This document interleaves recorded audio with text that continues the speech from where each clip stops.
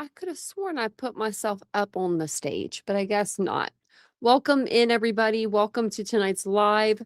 We just switched everything kind of up before the live, like cameras and all that kind of stuff. So hopefully everything works well. Um, if for some reason I'm like blotchy or, the internet isn't good or something like that, and it's, not on your end, it's on my end, let me know in the chat. That way I could fix that for everybody. So, welcome in. My name is Tanya. Welcome to Titanium Built True Crime. This is, of course, obviously a true crime channel where we do talk about different true crime cases, just depending on the day, the week, and what case is going on, in the tabloids or I guess it wouldn't be tabloids, it'd be the news. The news. I consider the tabloids. It's all the same. Actually, consider this the tabloid sometimes. Who sent that? I saw that. Super Sailor Outlaw. Thank you. I saw that on my screen. I was like, what was that? Well, thank you for the gift. I appreciate that. I wish everybody could see it. I think they're actually going to make it to where everybody can see it. And also, they're going to make StreamYard to where you can do the dual streaming and the chat will be all together. So look at that. But welcome in, everybody. It's good to see you guys. I don't think I streamed. I didn't stream yesterday, so I didn't see you guys. Was it Sunday? Yeah, I didn't see you yesterday. So hopefully you guys had a decent, Memorial Day. Obviously, it's Memorial Day, so hopefully you got to spend it with some family or something though. Um, yeah, and hopefully you spend it doing something, fun for yourself. If especially if you have a soldier that you've lost. It can be incredibly sad. So we'll go ahead and we'll get into tonight's live. Before we do, though, check out my new sweatshirt. Got me a new sweatshirt from Vegas. Just because I wasn't there doesn't mean I wasn't there, Hey, Ladybug. And hello, Willows. Hey, Marcella. Welcome in. Hey, Crystal. It's good to see everybody. And hello, Sailor. It's good to see. It's been a while, I feel like. Hey, Tracy. You're in the beginning of the live. I feel like you sneak in sometimes on me, Tracy, and I'm like, wait a minute. Oh, thanks, Crystal. It's good to see you too. Hey, PKC. It's good to see everybody. I know he picked a good color too. This is my color. And it matches my cat's eyes. Rocky, the fat cat that was in the picture.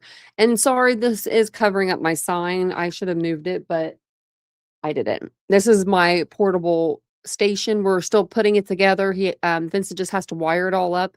And I was going to put it in this corner, but I have two dogs laying on the floor. Well, laying on the bed, So I didn't want to bother them.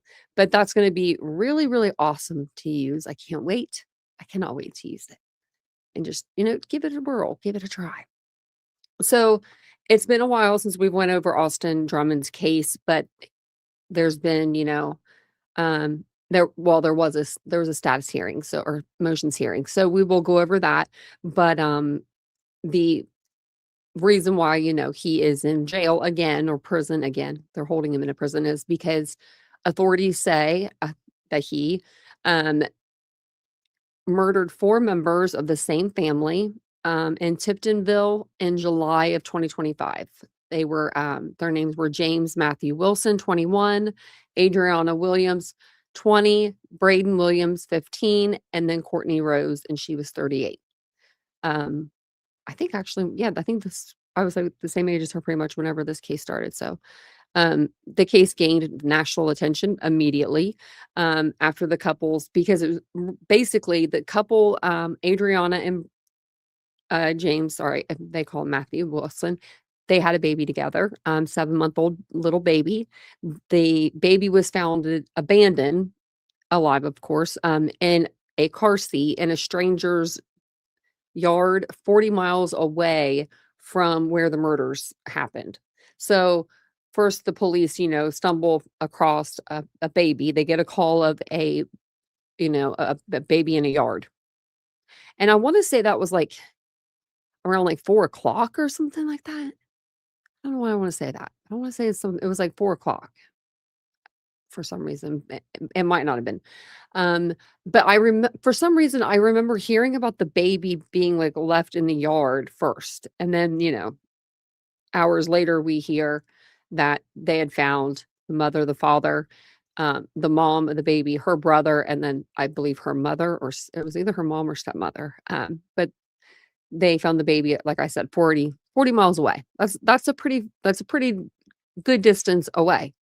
Um, Now I wonder if allegedly Austin, if he dropped the baby that far away, from the scene so that he would think it would take investigators longer for them to find, the victims, maybe, but he didn't do that good of a job. I mean, obviously, if you found a baby and you're looking for the parents of said baby, I would probably go to the old Facebook.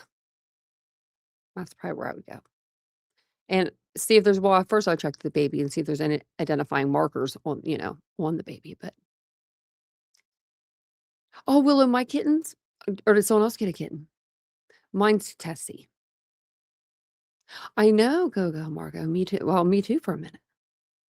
Well, I didn't forget about the case. I almost forgot about the sidekicks that he had, but we're gonna talk about them too.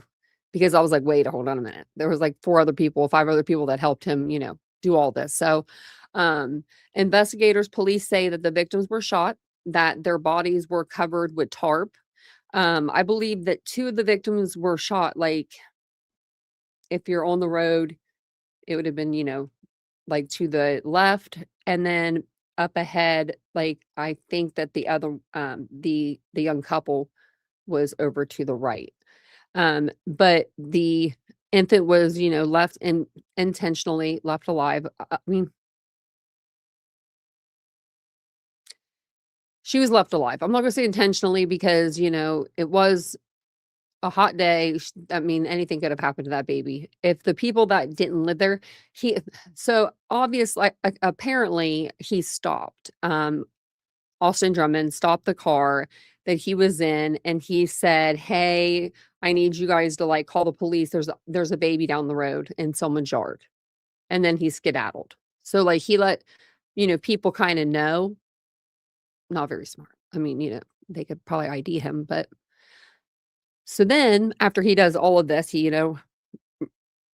allegedly murders 4 people, very young people. I mean, not like it doesn't matter the age, but you know what I mean? These people are very young parents, takes their child, puts it in someone's yard 40 miles away, and then he gets the hell out of Dodge. Like, he's like, "I'm out of here." So that's when the manhunt, started. So they charged him, well, basically what happened with the manhunt was he became one of Tennessee's most wanted fugitives. I bet your mother's proud. I she's probably helping. Authorities warned, that he was armed and dangerous. We did see surveillance footage of him, like, wandering around, I believe it was a church or something like that, with a semi-automatic weapon in his hand. His, car was later found abandoned, and it was recovered. The TBI, the FBI, the US Marshals, and the local police were all involved in this, the search for him.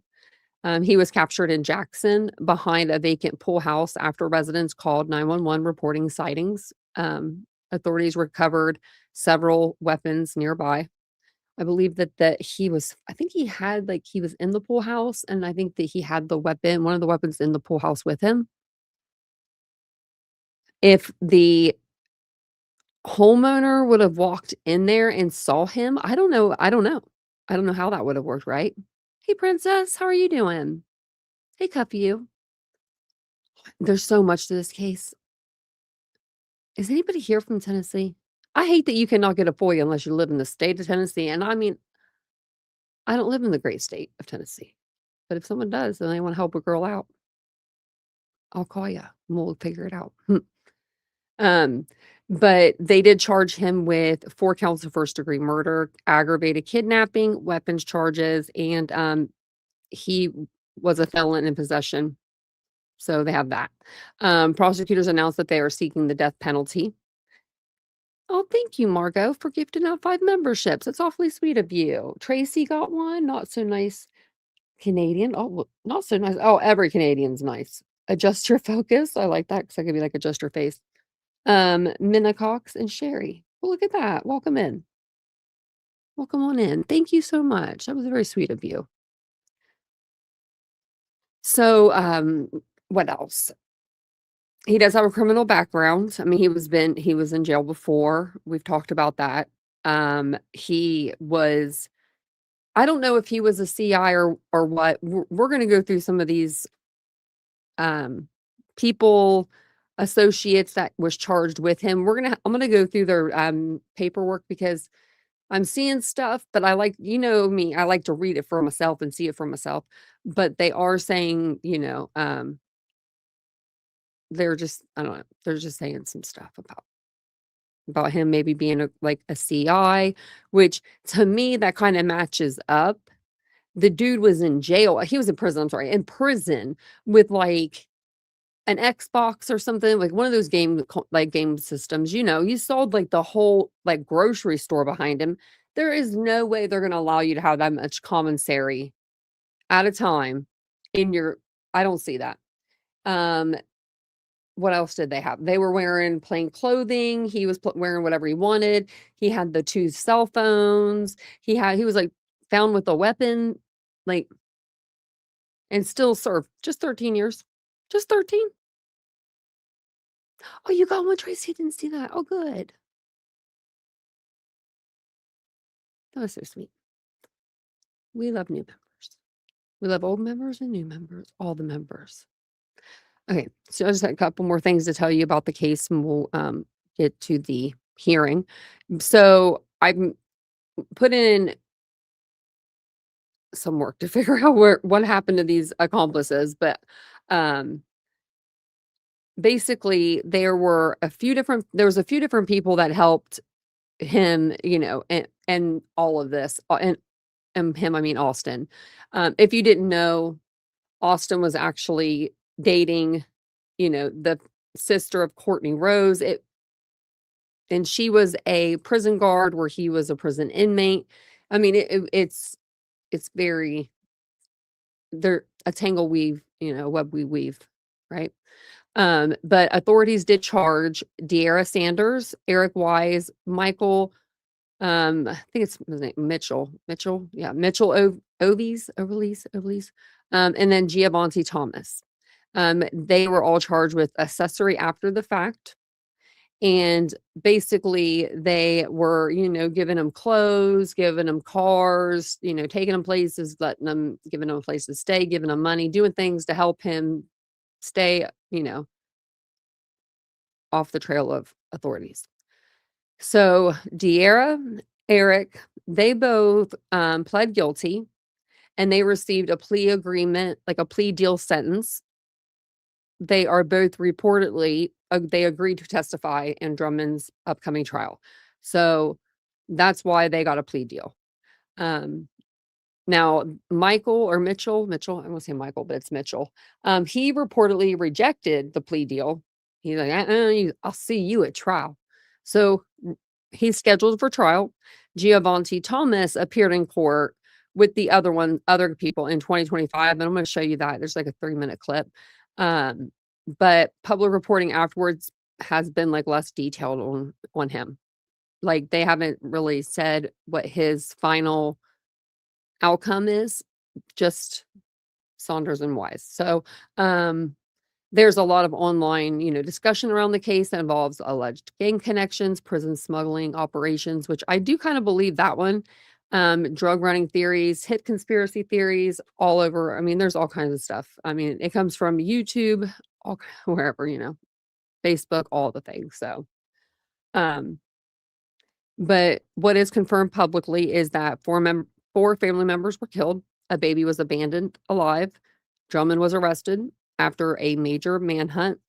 Prosecutors are pursuing the death penalty, and then several people are charged in helping him after the fact. So lots and lots and lots. Look at that.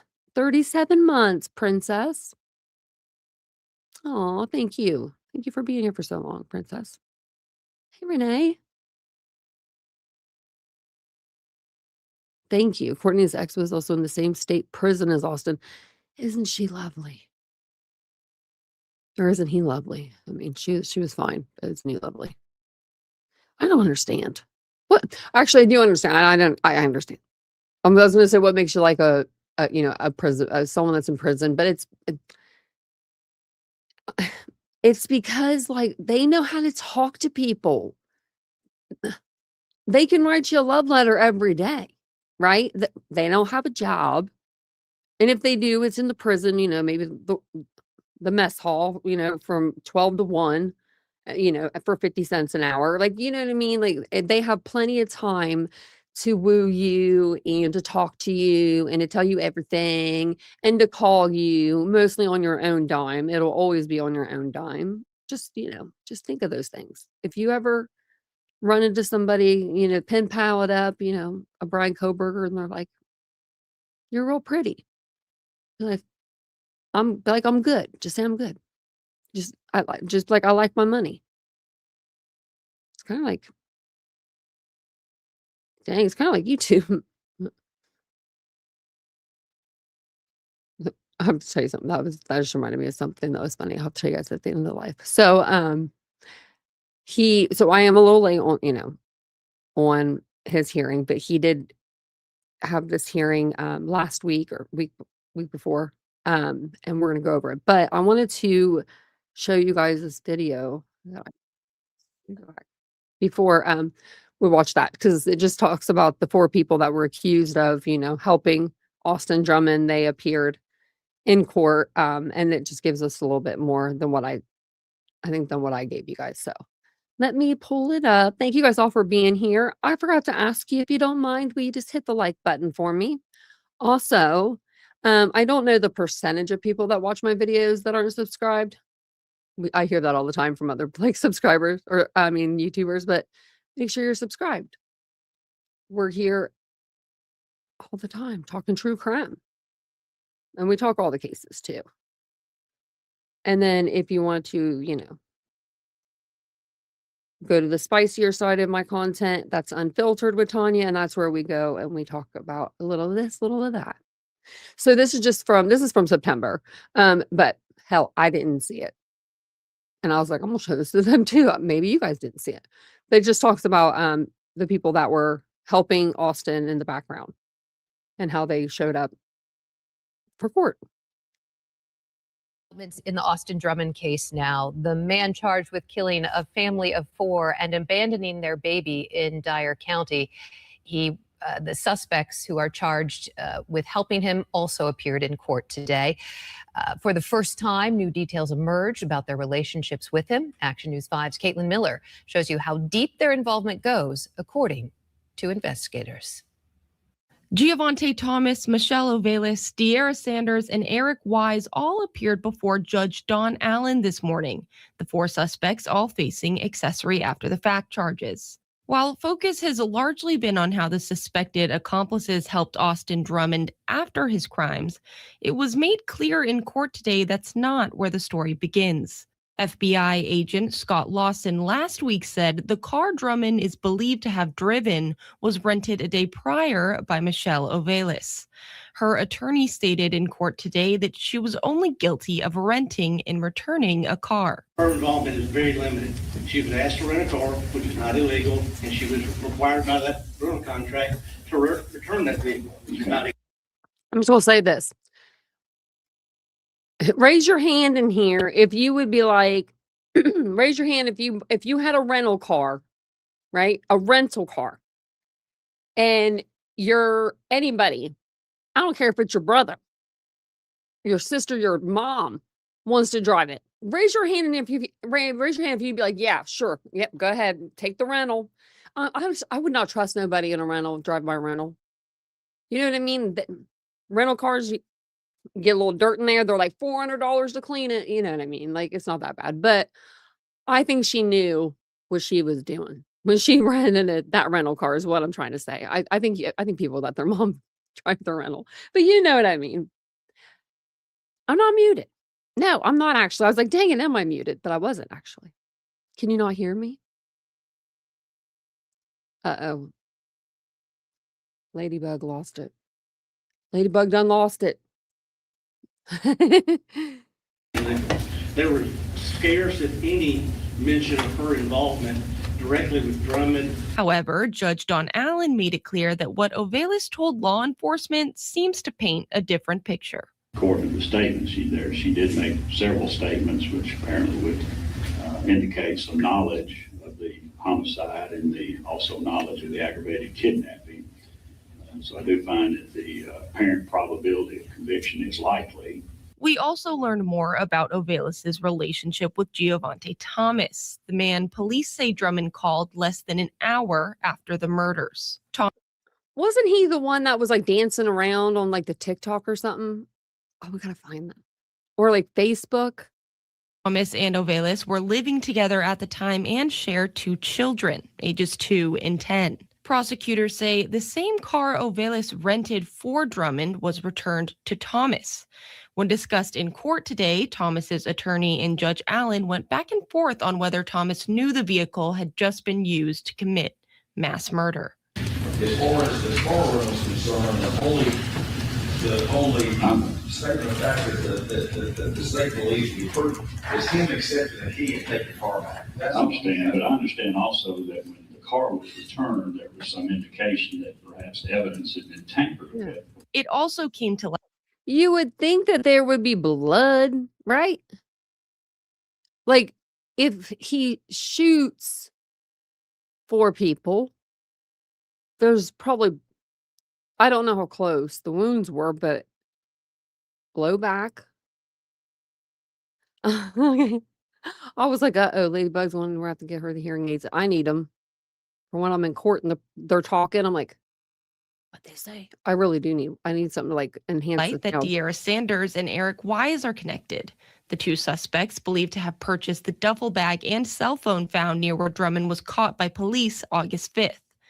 Prosecutors also say Sanders gave Drummond food, clothes, and a place to stay after the crime. Okay, one more time, I'll pause it. Do you think that maybe these people, right, the guys, not the women, but the men, were in prison with Austin and maybe Austin did them a favor of some sort? And so whenever, shit hit the fan, he was like, y'all owe me a favor. And then they got their girlfriends involved. Because I just don't understand how people be thinking like it's a good idea to help somebody. I mean, it doesn't matter what. If he says, I need you to, hey, Giovanni, I need you to pick me up in a car. I'm leaving my car down the road. I mean, they're going to say, what'd you do? He was in prison. It's not like he is an altar boy. Like they're going to be like, the one was childhood friends with him. Oh, well, I could see that then maybe. Like, yeah, man. There are those childhood friends you'd rather die for. And I got one of them. I'd probably rather die for her. It was 4. Yeah, it was 4. Yeah.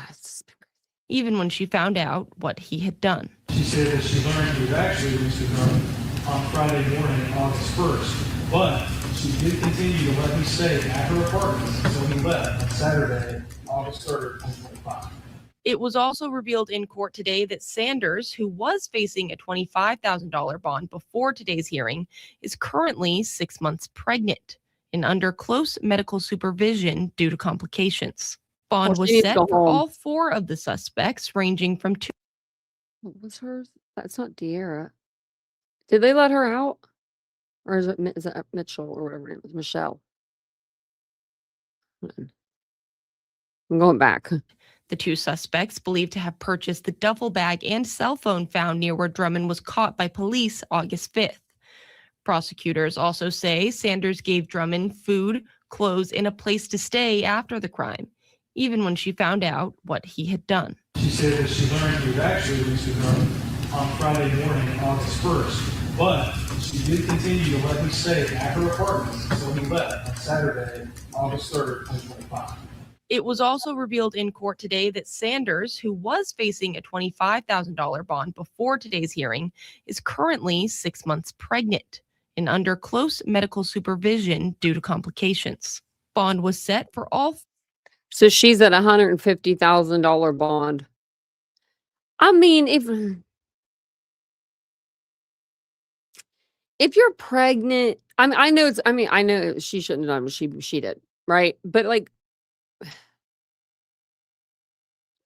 pregnant, high risk pregnancy, I don't know. There is no jail in the world that's going to be able to handle a woman. I'm sorry, that is a high risk pregnancy. They're just going to put her in a pod and say, stay in your bed.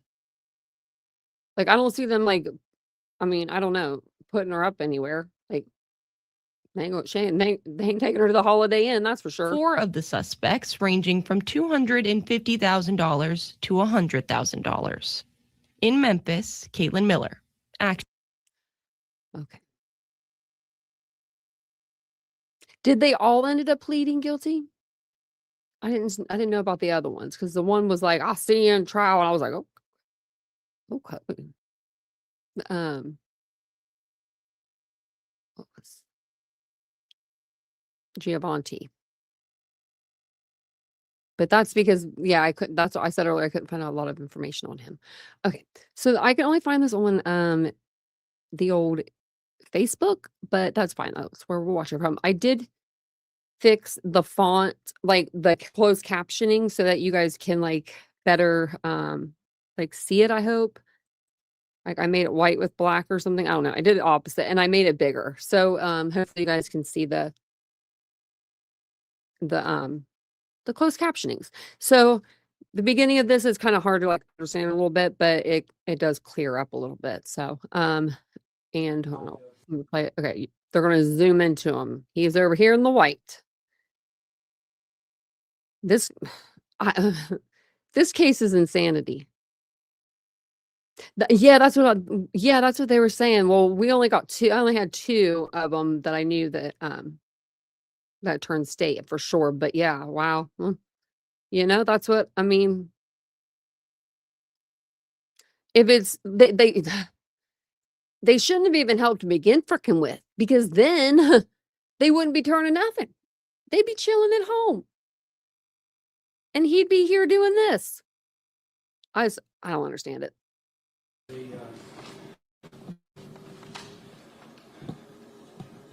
Court of Criminal Appeals decision just a couple of weeks ago, actually No, they're talking about 1 this week case. ago, May 4, in State versus Christopher Feeder, that Henry County case at the Court of Criminal Appeals, decided that modified the procedure just a little bit for pro se representation.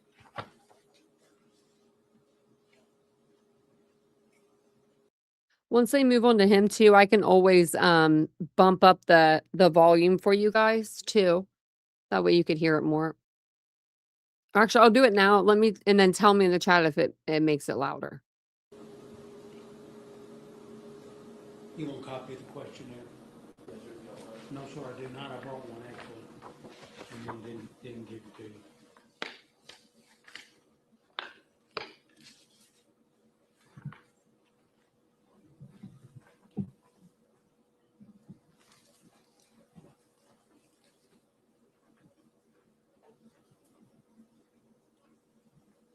I'm gonna give them a minute to run through that. I'm gonna leave this for my version.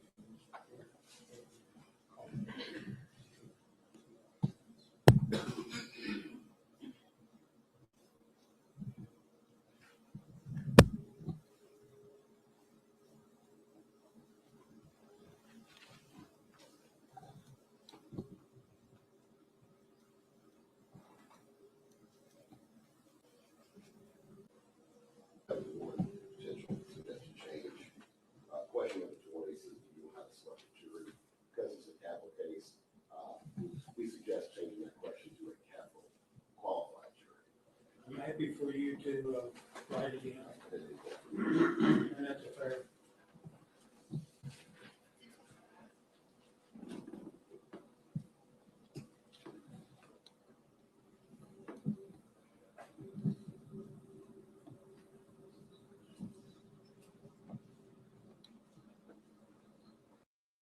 Okay, now I know for sure I had these closed captions on earlier, and now I'm trying to think of why is it not showing the closed captions? Okay. Isn't that weird? It's freaking so weird. That's really weird. Maybe this is it.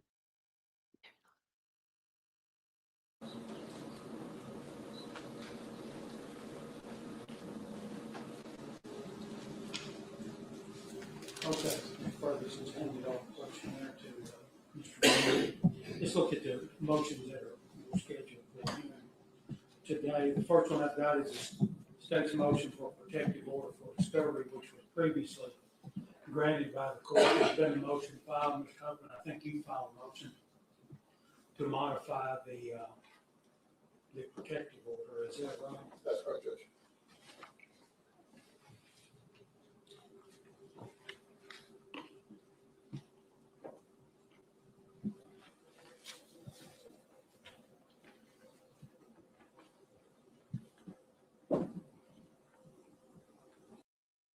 I think last time they were in court, they were trying to get this modified to where he could talk to the ex-girlfriend. I don't know if it was the last hearing, but I remember it was a hearing before this one. Do you have a proposal as to how they would work? Right now, Mr. Drummond does not get to keep a copy of the discovery because of the history of publicizing. Creates a lot of problems for the case. Number one, it creates a lot of unnecessary publicity. It is difficult for the families of the victims, and it's really interfering with the orderly process in this case. So how do you propose we modify that in order to not have a problem? Well, Your Honor, I think I've actually got the second motion, which is to review the statutory requirements to have him be remanded back to a local jail. They kind of go hand in hand.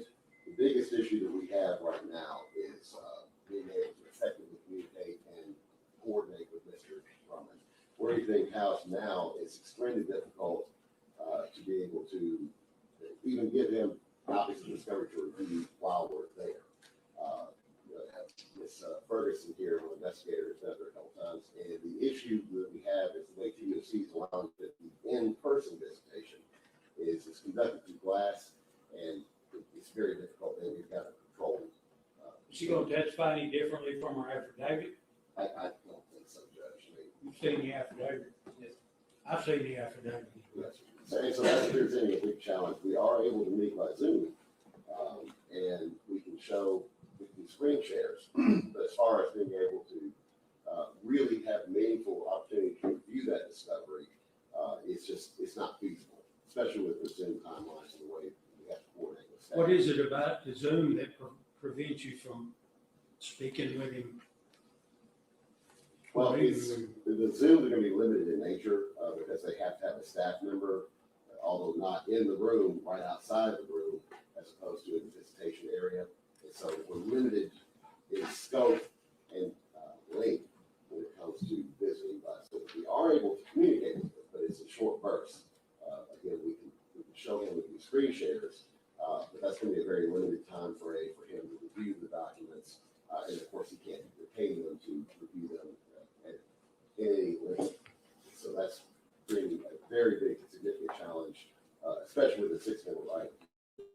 Do you think that would be fixed if you had better access to him? Is that what you're telling me? Absolutely. Even if he doesn't get to retain copies of the discovery? Yes, it would obviously be more advantageous if he could retain copies of the discovery. My suggestion to the court would be to have some kind of a modification of that order where the documents are available to him in the prison, but they would still need to be controlled from the standpoint of not being able to take it back to his cell.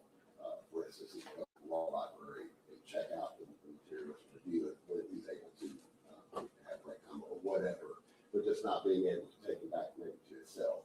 Is that available? Easy peasy lemon squeezy. Remember Koberger? He wanted the same thing.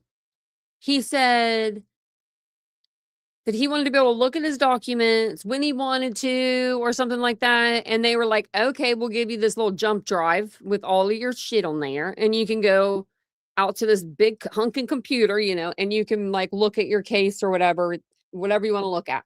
So that's what they do. Hey, how are you? I'm part of the live crew. I'm glad you're here. Hey, Cassie. Oh, see, they need to stop that gag order crap too. Well, probably because he wants to represent himself. Where it's presently housed, it's not, it's probably not available in a local jail. I'm not certain, Judge. I think there is a law library where he's at, but again, that would be subject to the prison staff being able to get in there, be able to do that.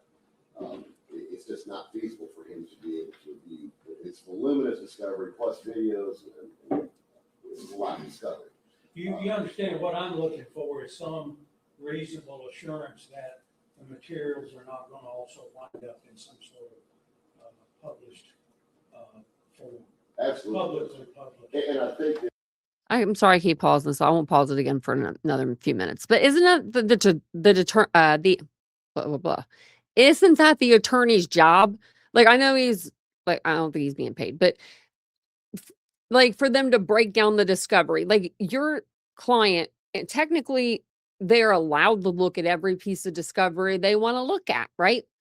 But as a trial attorney, I feel like that's your part of your job to break down all of that so that they don't really have to read a bunch of like mumbo jumbo that they're not going to understand in the long run. You know what I mean? Like, he should be able to be like, okay, the discovery they have is, hey, they got your fingerprints here, they got your cell phone here, they got your cast here. You know what I mean? I feel like that would be way better use of the court's time and the attorney's time than to have Austin Drummond try to be his own attorney and try to figure out all these.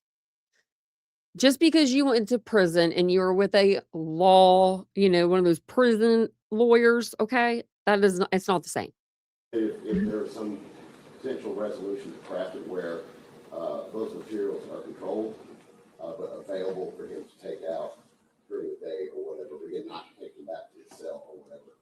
As long as the staff make sure that they control access to those documents, and if they don't go back with him, I think that would be the better alternative. That's the only other suggestion that I could have that would allow him to review his discovery in a meaningful manner, a lengthy manner, because again, it's a lot of documents. I understand that. I understand that. Say won't be very long. Yes, just briefly. But, I mean, our position really depends on what is available for him at Riverbend or wherever he's housed. Obviously, the state files a protective order, or request a protective order, and we want it to remain in place, but our concern is just like the courts, the availability of it to be published. So whatever possibilities there are at Riverbend that Mr. Hudson has talked about, you know, whatever those are, that's kind of on the table to really know his position, what's publicly or what's available that staff can do to allow him to see his discovery, but also make sure this does not make it out on the internet. Well, we don't know that. I'd a whole lot prefer to know that information in order to make a decision on the motion to modify. But it may well be worth looking into where we could put it on a checkout basis if the correction law library at whatever facility he may be at is able and available. Judge, I have some good contacts with general counsel through the Department of Corrections. I don't mind starting an email chain with him and Mr. Huffman and Mr. Ferguson, and maybe we can find out what avenues they potentially have, and we can present those to the court at a later time. I'm not trying to cut you off from putting the investigator on, however, if she's going to testify consistently with her affidavit. That's what she testified to, Judge. The court had. And I don't want to cut you out of the opportunity to cross-examine. Yes, sir. Well, I'll tell you what I'd really like to hear before you do that. What I'd really like to hear is that we're past that. We're past the need to publish stuff, the desire to put stuff out in the public that continues to interfere with this case. That's what I'd like to hear. I hadn't heard it yet, but I'd like to hear. So what do you need to tell me, sir? He's gonna need a microphone. We get him on the record. Just keep your seat right where you are.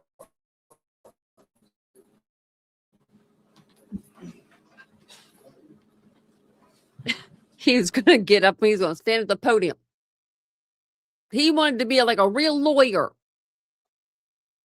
What do you need to tell me about that issue, sir? Your Honor, I just want you to know that I have no intention of publishing any documents that would be given to me to review. You understand the history is inconsistent with that, right? Speaking directly about the recorded statements that I have released. We don't have to, we don't need to talk about it. I'm just worried about what we do in the future. What's done is done. Let's talk about what we do in the future. And if you're telling me you're past that, it helps me. Yes, Your Honor, I have no intention of publishing. You understand that if the court modifies a protective order and something winds up being published out there, number one, I'm gonna find out about it. There are too many people following this matter. I'm gonna find out about it. And number two, it's gonna really cause you a problem. It's gonna delay getting your case tried, which means you're sitting in prison doing nothing. Okay, you understand how that, additionally, and based on history, some of this stuff isn't helpful to you. You know, okay? Your Honor. But thank you for telling me that. Anything else you need to tell me about it? Yes, there's a suggestion. If Okay. there's any way to, you could, in order that I be furnished with some type of device or equipment to write and review the documents digitally, I would be paper copies, that would be no concern. Okay, thank you for asking me. It's a fair question. Fair. Yes, That sir. was fair. Please do. Now, the state's concern with that is, he's saying today that he will comply with the order. Right. You ordered him on more than one occasion not to violate a gag order, not to release any information or discovery. And he's continued to violate your order. As a matter of fact, he has done that twice since. No, we didn't. And has been written up twice for violating the order of the court. So, Austin, I was gonna give you one. And have you been? Oh, the fact that he says he will not do that does not give us much comfort because he said that before and has violated these same orders. Well, I'd rather be hearing that than be hearing I'm gonna do what I wanna do. No, sir, I'm gonna let your lawyer respond. Right now, you're represented by a lawyer. And I appreciate what you're telling me, but your lawyer's responsible for this part of this matter. Your response? Judge, I understand the history of the case. Obviously, the emotions are highly charged here. And given the history, I understand what the court has concern and issued the gag order as well as protective order. But that being said, we really need to be able to communicate with him effectively, and he really needs to have a meaningful opportunity to review the discovery and participate in his defense and to work with us. How that has to happen, I understand the court's concerns with things getting out there. Mr. Drummond, you've made a good suggestion. It's, because the documents we have are, we can give him paper copies, we can give the prison paper copies, but we can just as easily give them digital copies as well. I'm not sure whether I have the authority to order the Department of Corrections to provide certain equipment. to him. No, so I I wasn't may- suggesting that. I was saying that if that is a potential, I think that will go a long way to alleviating the court's concerns. It's a lot easier to control a digital tablet or whatever than it is, thousands of documents, which is the alternative that we have. I see what you're saying. Yes. What I think I'd like to do, General, is if you will, make your contact with the Department of Corrections with the idea if an electronic device could be provided to a librarian or other person that's available for him to go and look at, in a meaningful way. And that's the whole idea Yes. here. And I think that that's Meaningful review. what we need to figure out is what are the facilities capabilities. You're right. If we know that, now we'll be back here on the 26th on some other matters. Maybe, I don't know if you've got, if that's, they give you a lot of time, doesn't it? But we're not going to be here on the 26th, Mr. Hayes and I, so. Perfect day. You all have mentioned that already. That's Yeah, I'm sorry, I didn't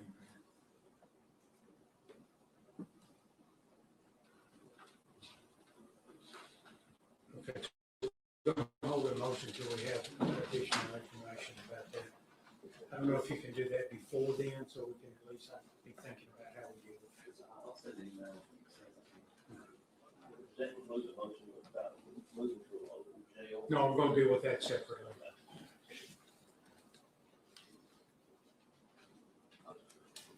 There's a defendant's motion for discovery and inspection. Are there any issues about discovery at the moment other than the problem with meaningful review? No, sir. I mean, we've been working with Bill Hayes on this.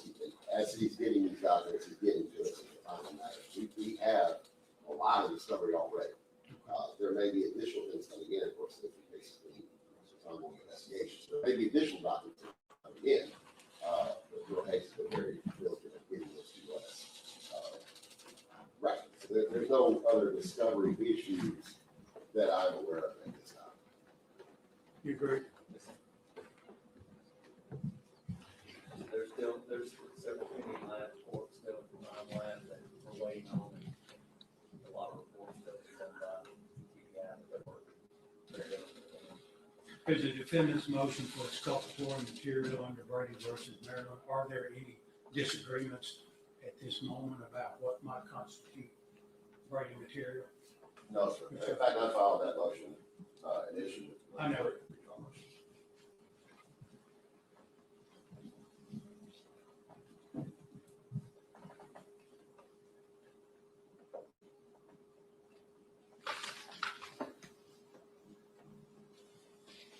The defendants filed a motion for the production of witness statements related to direct testimony.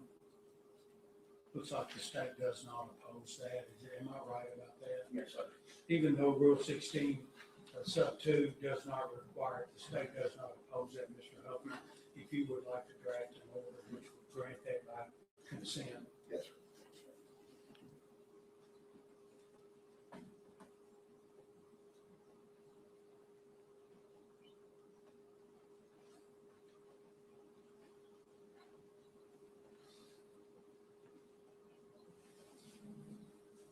Motion for records of conviction. And as I understand, the state does not oppose providing a copy of the records of Mr. Drummond, of his prior convictions, but it is opposed as to witnesses. Is that a fair way to summarize your position? Yes, sir. Is there any, Mr. Huffman, is there any authority for me to order the state to provide you with conviction records for witnesses?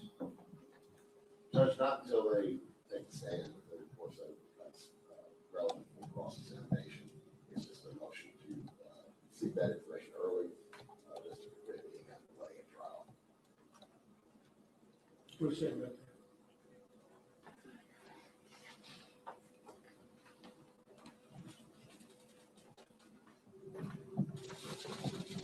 But even once they take the stand, I don't think that changes the state's duty. Rule 16 does not mandate it. And as I pointed out in our response, the state's not required to seek the evidence when it's equally available. It's public records, they have as much access to it as we do. So I don't think it's anything that just because somebody takes the stand, we didn't have to turn over a conviction. What you're talking about usually applies to witness statements, which would be available after their testimony. However, the state is going to provide those ahead of trial rather than after a witness has testified. I don't think the state is obligated to provide a defendant with copies of arrest records or conviction records of state witnesses. So the motion is going to be granted by consent as to the defendant, but denied as to state witnesses. Mr. Hayes, will you prepare an order?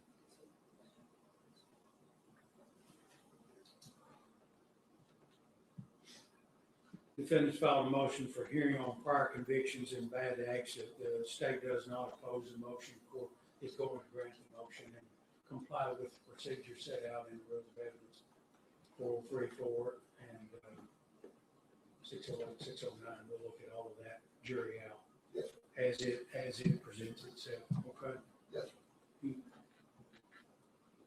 Prepare an order or something. Yes.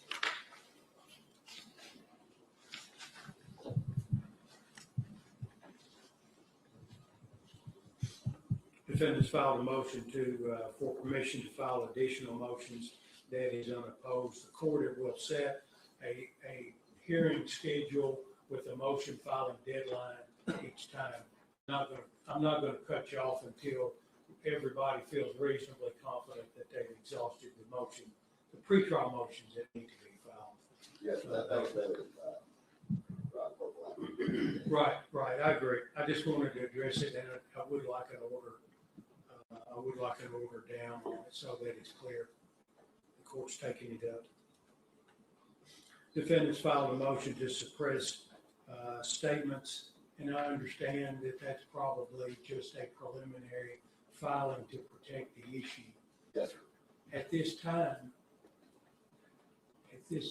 are there any statements of the defendant that need to be heard and considered by the court under this motion? Not at this time, Judge. I will discuss that with your case. I don't anticipate that being an issue, but it may be something that I understand. I just can't rule on a statement that I don't have, you know, Yes, that's the yes. thing. What's the best way to leave that? Heard? Well, the only issue is, they would need to file another motion anyway. Over there smiling, just smiling away.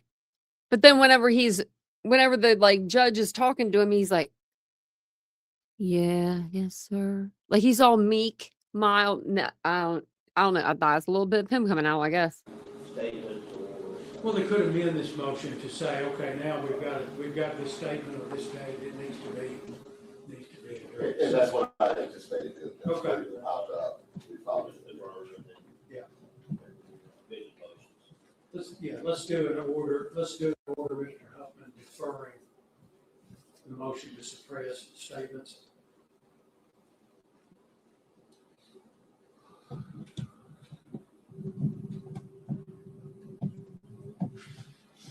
Defendants filed a motion to reveal any agreements with state witnesses. The state does not oppose it.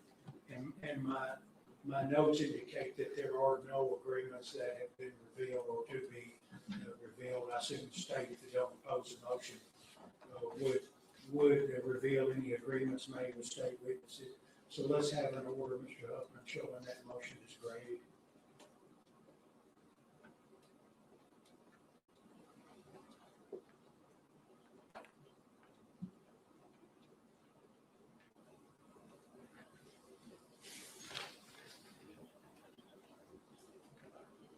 The defendants filed a motion for a change of venue. In this case, the state does not oppose the motion. Court intends to grant the motion. No alternate venue has been selected. I'm open to suggestions about that with the underlying why this would be the place to do it. I think that for this particular case, Dyer County, as the other county in this district, is probably not the appropriate place to try to conduct the trial. So I think we've got to go a little bit farther out there. As you know, we're commencing trial. Mr. Drummond has another case that's going to be tried July 23 and 24 in Carroll County. We'll find out pretty quick there whether and what. Yes. And that may prevent us from being there for this particular matter. Does the court wish to be heard on that issue today, or do you want additional I'd be obliged just to get a brief statement, memorandum, letter, don't care what it is, from Yes. both sides about where what an appropriate venue would, Yes, sir. I've Would already be. looked at a lot of those, and there are several counties, that would be suited for this. I didn't know. it would be before. I don't mean to be smart, but if you'll tell me directly, Oh, yes, sir. so I don't have to see it on the news, you know. Absolutely. Where I will send where you, you want to I go. will send you a memorandum. Definitely, we know. I think the state has a suggestion already out. Has a suggestion? You will hear that. Yeah, I'm here. Yeah. The government doesn't do here. The state feels that Dixon County would be an appropriate place to have this.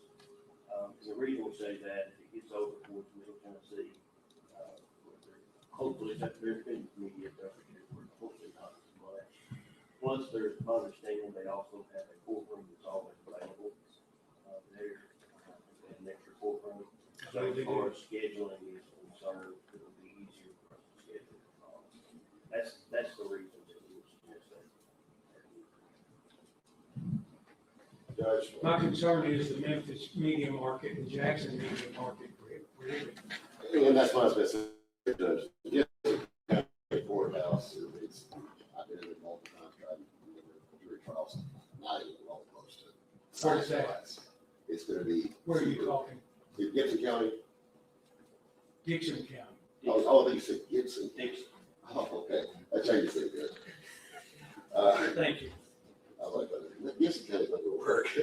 But we would suggest, probably something closer to East Tennessee, anything that gets us out of the Shelby County, Jackson area with the extensive media coverage, and looking at the population, to pull the death qualified veneer from, you're gonna need a significant population to be able to get these laws. And so the four primary counties that I was looking at was Knox, Hamilton, Shelby, and Davidson, with the understanding that Shelby County, it is the largest county in Tennessee, so we've got a significant veneer to select from. But the concern with that one would be the media coverage on that. So, the top four that we would be suggesting would be Knox, Hamilton, Shelby, and Davidson. Have you considered,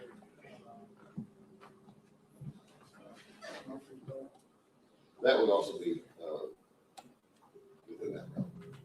sir, it's within what I considered and thought about. Yes. It's almost like considered, yeah, because I don't know, Right. but I had thought about. And state's not opposed to any of those with the exception of Shelby County.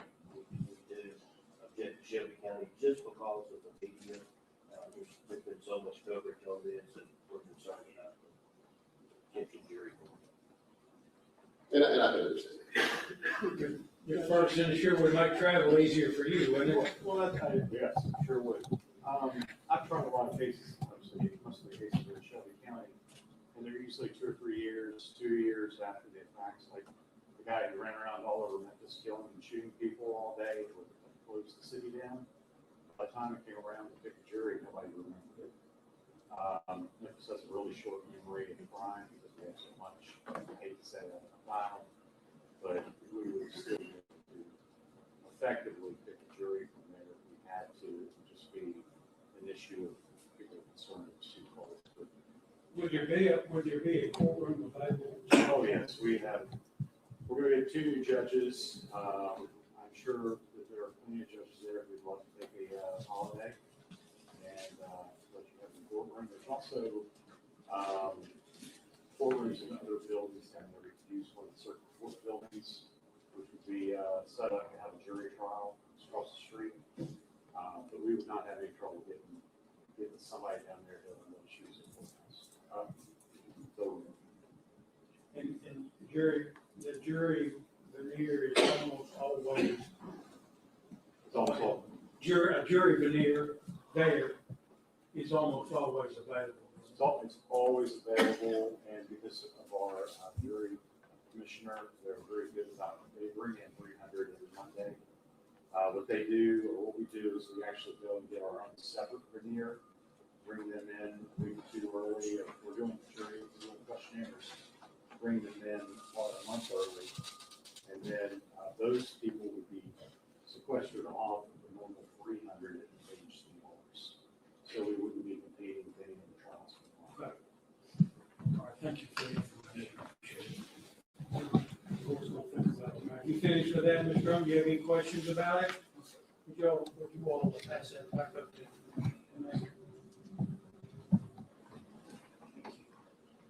Thank you, Deputy. Does anybody else flashing? Okay, stop flashing. Okay, am I unmuted now? Okay. Did you see those flashing? That was giving me a. Oh, wait, I was doing it again. Okay, I don't know. That was weird. Okay.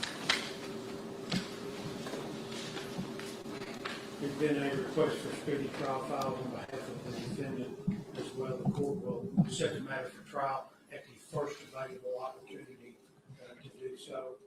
Cases of this kind take, and they move at a slower pace than anybody thinks they're going to. They demand an inordinate amount of time in order to get ready for the actual trial, and given the fact that we're going to be moving to a different county, it's going to be subject to scheduling and whatever venue we wind up. But it's the court's intention to set this matter at the first available opportunity we can, and the court is going to be very aggressive about enforcing deadlines that are imposed so that we can get this case tried. The interest of the defendant, the public, the victims in this matter, their families are reach a conclusion at the first opportunity we can. That's what I intend to do.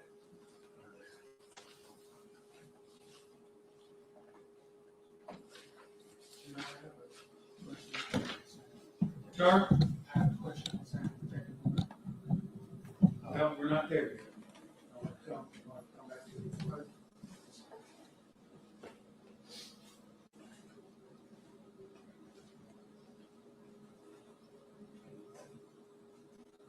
There was a motion filed to enforce statutory review requirements and to remand the defendant to the custody of the local jail.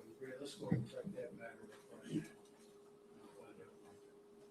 There, Mr. Huffman, I think it's your motion, so. Yes, sir. So back before Mr. Drummond was sent to PDOC, the court had a hearing on the requirements on what, if the local jail was insufficient to pay Mr. Drummond. The court made an order, and that's why he's in there now. However, the statute requires the court to review that every 30 days to determine if that it's still the same thing. Any local county jail is insufficient to house Mr. Drummond pending trial. He's obviously a pre-trial detainee. It should be normal course of business would be to have him housed in the local county jail. And of course, Right, but that ship is sailed, and so I'm happy to do the statutory required review. well, the court is required to look at that to determine if there is still insufficient local jails. And the court only heard, of course, it was not my case, it was in the other Mr. Farmer's case. The court only heard from O'Brien and Lake County and I think Dyer County. But there's a whole bunch of other local jails in West Tennessee that would be more than sufficient. And the court needs to hear what the state has done to look at to finding a sufficient jail, not an inconvenient jail. It might be inconvenient for a jail to house them, but of course, you can take judicial notice that they house dangerous criminals all the time, and contraband gets in all the time. The court needs to look at whether or not there is a sufficient jail in anywhere in West Tennessee, not just TDOC, and not just Lake, not just Dyer. You know, that going down 51, you got Lauderdale, Tipton, Shelby County, 201, obviously houses very dangerous criminals, and they wouldn't be sufficient. But there's a whole bunch of jails that are available that were not considered at that hearing. Does the defendant have specific information that would help the court make findings? I'm not sure what the court is looking for. I mean, It's your motion. I understand, Judge, but the court is required to hear from the local jails. What efforts did the government make to find a sufficient jail?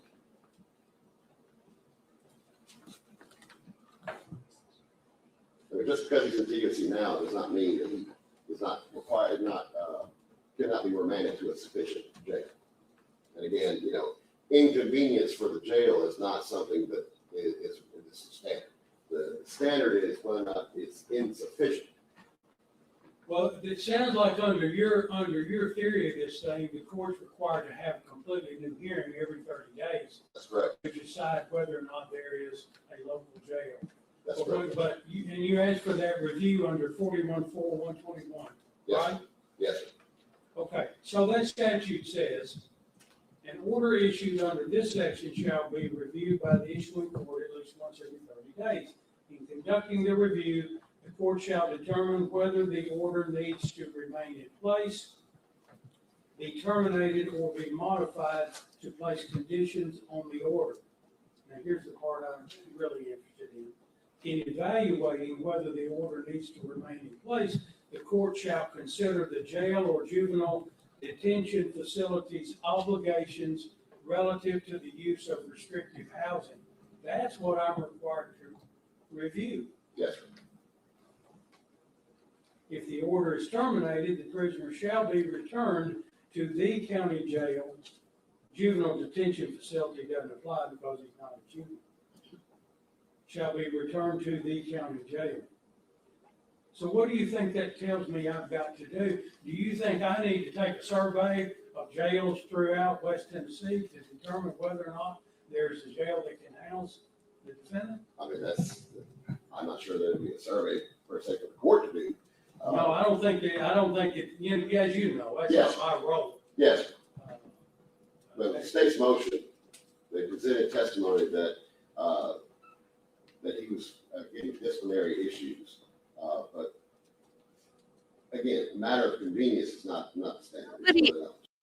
Nobody wants to pick up Austin Drummond's shit. I'm sorry, I'll say it.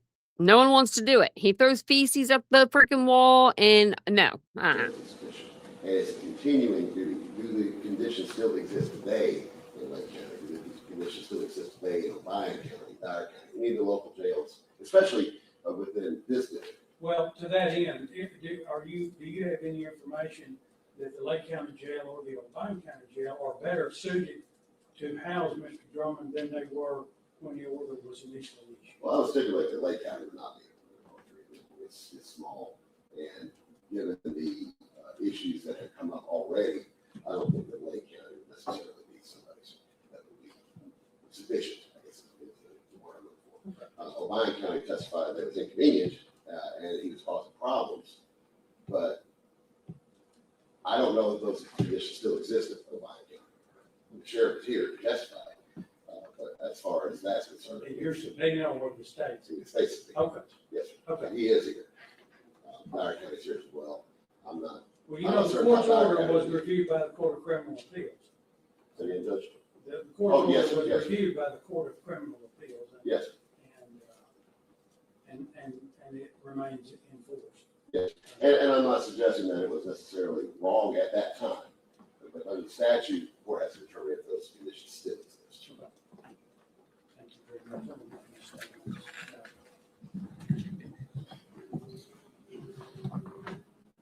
Your Honor, first of all, on the issue of the 30-day review, this is not the proper case to be reviewing that for. He was not transferred to safekeeping and TOC for the case that we're here for today. He was transferred under docket numbers 23 CR 10945 and 24 CR 11036. And those are two separate cases that occurred while he was still incarcerated. So those are actually cases that require the review, not the case today. In addition to that, my concern with this is this motion is for him to be remanded to the local jail. The problem I see with that is the only jail that is required to hold him at the local jail is the Lake County Jail. I don't think the court has the authority or me or anyone else to order another jail that is outside of this county to hold an inmate. It's not their obligation, it's not their responsibility. So if the court granted this, I think the only one that the court would order to hold him would be the Lake County Jail. And it's obvious that jail is not sufficient. The defense even agrees. that jail is not sufficient. You've already heard from Oline County and our county about their willingness to hold them. I actually have them here again today. Their testimony will basically be the same as it was in the previous hearing. So I'm happy to put them on, but I think it would be repetitive as to what the court already heard. So I think that is the major issue. In addition to that, Mr. Drummond has continued, as I stated previously, to have issues even while he's in Department of Corrections for the safekeeping. And we have certified documents that show the disciplinary issues that he's had since he's been in the Department of Corrections.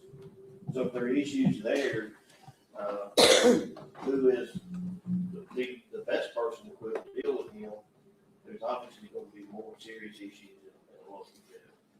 So based on that, we think that it's appropriate for him to remain where he is. Motion should be denied. When I look, I used 41-4-121 on Mr. Huffman, and I feel like I need to, in terms of being complete. A2, subsection A2, in all cases where it is shown to the committee in court, I guess that's our court. Yes.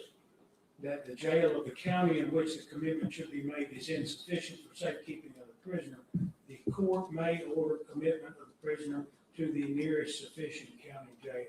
I think it is within the authority of the court to require another county, as counterintuitive as that may seem, and that is what the legislature said. Yes. About that. So I think I've got that, but that does not, that's a far cry from is this an appropriate case to do that? So I want to hear you prove today on the issue there. Yes. Governor, I'll call Been Sheriff. Been a stipulation that Lake County, right, is not sufficient I'll to. call Sheriff. I'm about to call Sheriff Jeff Fox.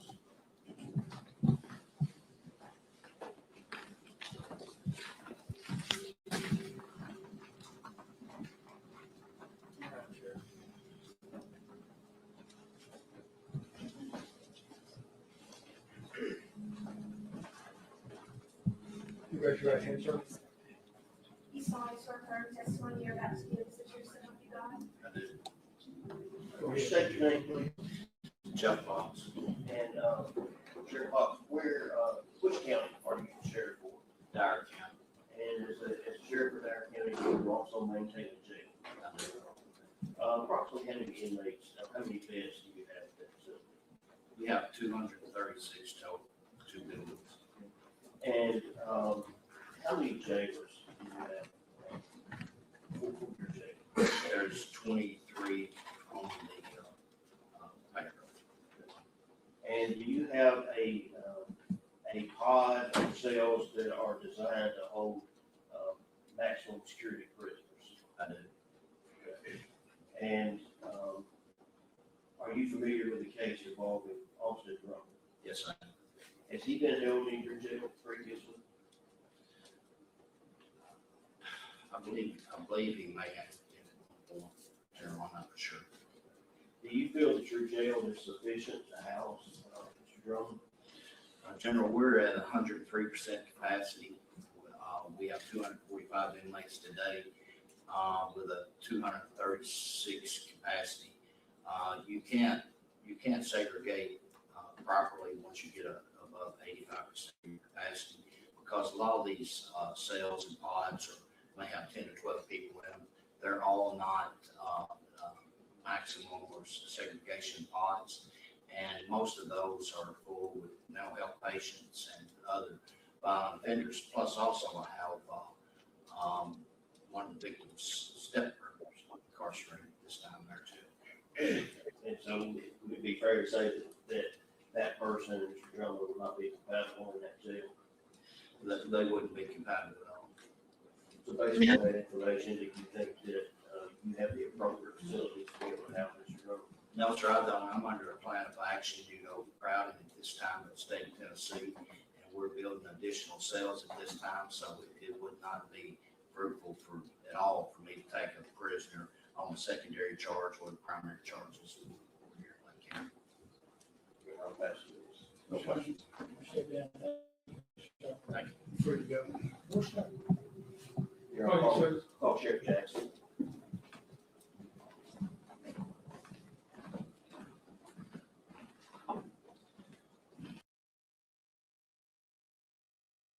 Okay, I'm gonna stop them there because it's like 2 hours, so I want to make sure we can watch like all of it into 2 streams. If that's okay with you guys, because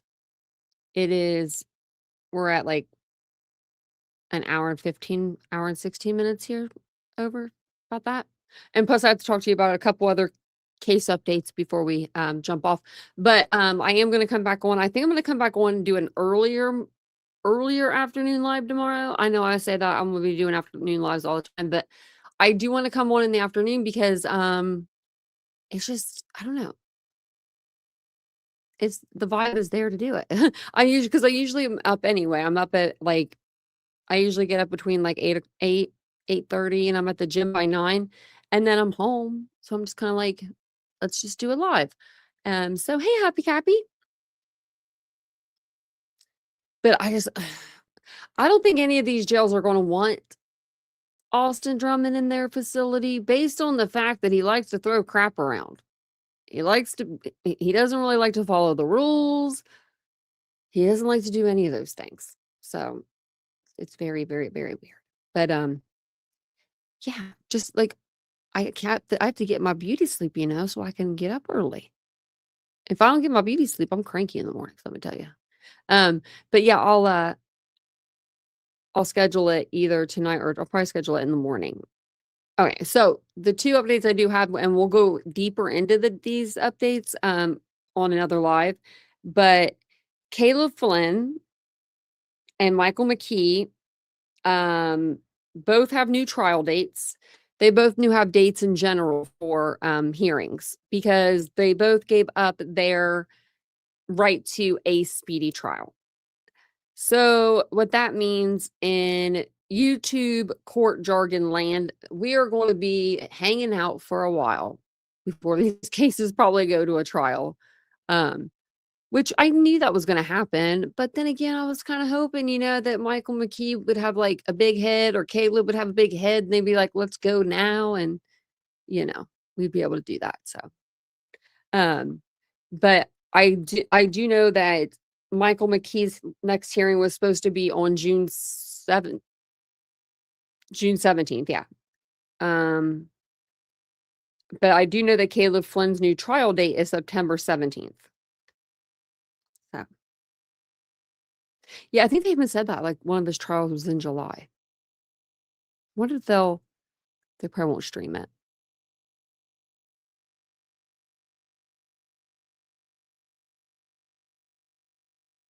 I was reading the chat. Yeah, I don't know. I guess it depends on where you are in Ohio for pre-trial jails. I think every jail in Ohio is probably junk. Personally, ugh, yeah, they're going to drag it out. They are. So the local news. Well, that'll be good then. That'll be good. So we can get the updates too, because I want to know the updates. I mean, the Kansas mom's case, that was really hard to get updates because it's like 5 different defendants, and you have to go in through different case numbers to get the documents and things like that. But they're all almost sentenced at this point too, so we're just moving right along. But we did get some stuff set up today for the other setup as well. We got my other, you can't see back there. I don't know why I'm even pointing, but there's right here in this section, there's a computer. And all the stuff's there to do those pre-recorded that I've been talking about. Now, I think the first one I'm going to put out is just going to be like a 10-minute one, something that's easy to edit, So just be easy on me. Just watch them and be easy on me. If you haven't subscribed to the channel yet, subscribe to the channel. We're trying to hit 25,000 subscribers. And you know what I thought? I'm one of those people, like, I work hard, but I'll work even harder when there's an incentive. So I'm making Vincent start incentivizing things. So we want to hit 25,000 subscribers. Yeah, that's fine. Yeah, whatever you want to do, Willis. And I'll check my email too tomorrow morning. Just ran in your door. Oh, just about ran into it. Oh, I was, oh man, that ain't good. I don't think my cat, the kitten would. Now she's ruthless. That little Tessie, she's ruthless. I'll tell you what, she's crazy. I mean, she's a crazy little kitten. She comes out of nowhere. She scared the shit out of me. I was in the other bathroom and I'm using the bathroom, just 30 seconds. That's all I needed. But of course, I didn't realize she was in there. She was in there and she was in the shower curtain. So all of a sudden, I'm just sitting there and I just get the double tap. Like she punched me twice, like boom, boom, in my arm. I screamed and then I laughed because like it scared me. But then I laughed so hard. I was like, this cat is just like having a kid. She literally is. She was trying to put her hand down the drain the other night. Like she saw something good. I put water, all bubbles down the drain. She loves bubbles. She was going to go after the bubbles. So I had to put the thing in there. I'm like, you're going to get yourself hurt. I swear. That little Tessie, Betsy. All things Willows. I appreciate that so much. Well, thank you. She is a kitten, let me tell you what. She gets me. She's actually been laying on me more. I think it's so cute when she lays like right here on my chest. And then she'll pull up. Oh, you're cute. And then Rocky comes out of nowhere. She's keeping him young. Thank you guys for being here. I appreciate it. But yeah. Make sure you come back tomorrow. I'll be here for a live. I'll schedule it. Yeah, of course you guys will get you guys should get the notifications. Sorry, if not, I'll put it on the community tab. And I'm trying to think of anything else. And that's all I have for you. I'm gonna go get into bed. So that way I can wake up early, get to the gym, do my morning thing, and then hang out with y'all. So I'll see you guys all tomorrow. Have a wonderful evening and be safe. And yeah, I think that's all I got for you. Have a good night. Bye, guys.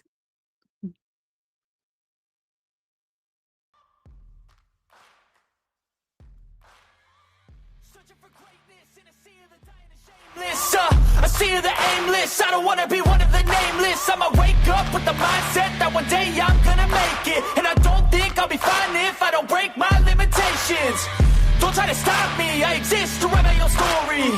I'll make a decision if I want some peace or if I want the glory, yeah. Don't want a life that is complacent or possibly boring, I just want a life that is worth every day exploring, My whole life I just wanted someone who would notice me. My whole life I just wanted to be somebody to be. Yeah, I just wanna be great. Yeah, I just wanna be great. Yeah, I just wanna be great. Yeah, yeah.